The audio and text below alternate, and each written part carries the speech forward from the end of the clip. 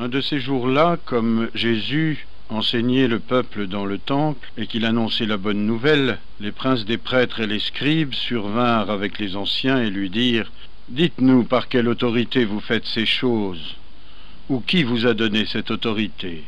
Jésus leur répondit : « Moi aussi je vous poserai une question, répondez-moi. Le baptême de Jean est-il du ciel ou des hommes ?» Mais ils faisaient entre eux cette réflexion : si nous répondons du ciel, il nous dira : pourquoi n'avez-vous pas cru en lui ? Et si nous répondons des hommes, tout le peuple nous lapidera, car il est persuadé que Jean était un prophète. Ils lui répondirent donc qu'ils ne savaient d'où il était. Et moi, leur dit Jésus, je ne vous dis pas non plus par quelle autorité je fais ces choses. Alors il se mit à dire au peuple cette parabole. Un homme planta une vigne, il la loua à des vignerons, puis il s'en alla pour un temps assez long en pays étranger. La saison étant venue, il envoya un serviteur aux vignerons afin qu'il lui donne du produit de la vigne. Mais eux, l'ayant battu, le renvoyèrent les mains vides. Il envoya encore un autre serviteur. Mais l'ayant aussi battu et traité indignement, ils le renvoyèrent les mains vides. Il en envoya un troisième, et lui aussi les vignerons le blessèrent et le jetèrent dehors. Alors le maître de la vigne se dit : que ferai-je ? J'enverrai mon fils bien-aimé, peut-être qu'en le voyant, ils auront pour lui du respect. Mais lorsque les vignerons le virent, ils se dirent entre eux : voici l'héritier, tuons-le, afin que l'héritage soit à nous. Et l'ayant jeté hors de la vigne, ils le tuèrent. Que leur fera donc le maître de la vigne ? Il viendra et exterminera ses vignerons et donnera sa vigne à d'autres. Ce qu'ayant entendu, ils dirent : à Dieu ne plaise. Mais fixant le regard sur eux, Jésus leur dit : qu'est-ce donc que cette parole de l'Écriture ? La pierre qu'ont rejetée ceux qui bâtissaient est devenue la clé de voûte. Quiconque tombera sur cette pierre sera brisé, et celui sur qui elle tombera sera écrasé. Les princes des prêtres et les scribes cherchèrent à se saisir de lui à l'heure même, car ils avaient compris que c'était pour eux que Jésus avait dit cette parabole. Mais la crainte du peuple les retint. Ils ne le perdirent donc pas de vue, et lui envoyèrent des gens apostés qui feignaient d'être justes pour le surprendre dans ses paroles, afin de le livrer à l'autorité et au pouvoir du gouverneur.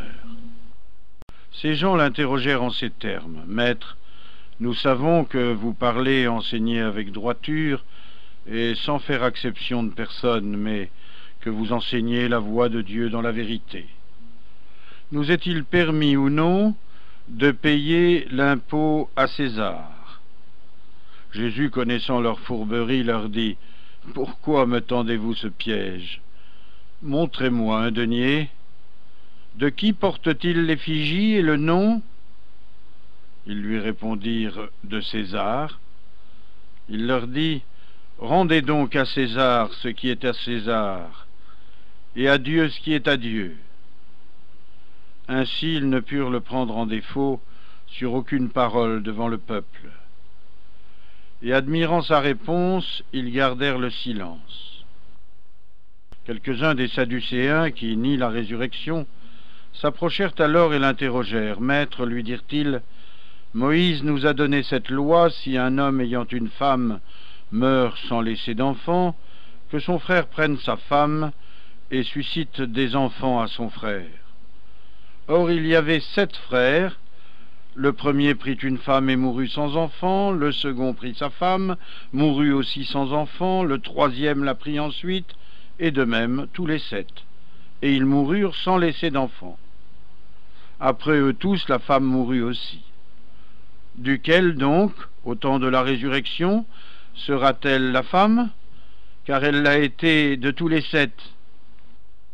Jésus leur dit : les enfants de ce siècle se marient et sont donnés en mariage. Mais ceux qui ont été trouvés dignes d'avoir part au siècle à venir et à la résurrection des morts ne se marient pas. Aussi bien ne peuvent-ils plus mourir, puisqu'ils sont comme les anges, et qu'ils sont fils de Dieu, étant fils de résurrection. Mais que les morts ressuscitent, c'est ce que Moïse lui-même a fait connaître dans le passage du buisson, lorsqu'il nomme Seigneur le Dieu d'Abraham, le Dieu d'Isaac et le Dieu de Jacob.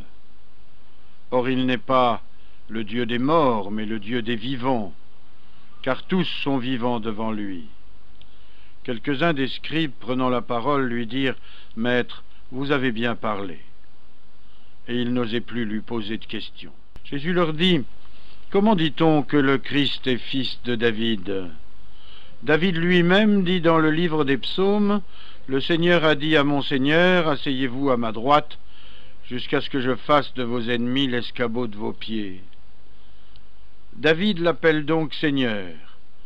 Comment peut-il être son fils? Tandis que tout le peuple l'écoutait, il dit à ses disciples « Gardez-vous des scribes, qui se plaisent à se promener en longues robes, qui aiment être salués dans les places publiques, à occuper les premiers sièges dans les synagogues, les premières places dans les festins. Ces gens qui dévorent les ressources des veuves et font pour l'apparence de longues prières subiront une condamnation plus sévère.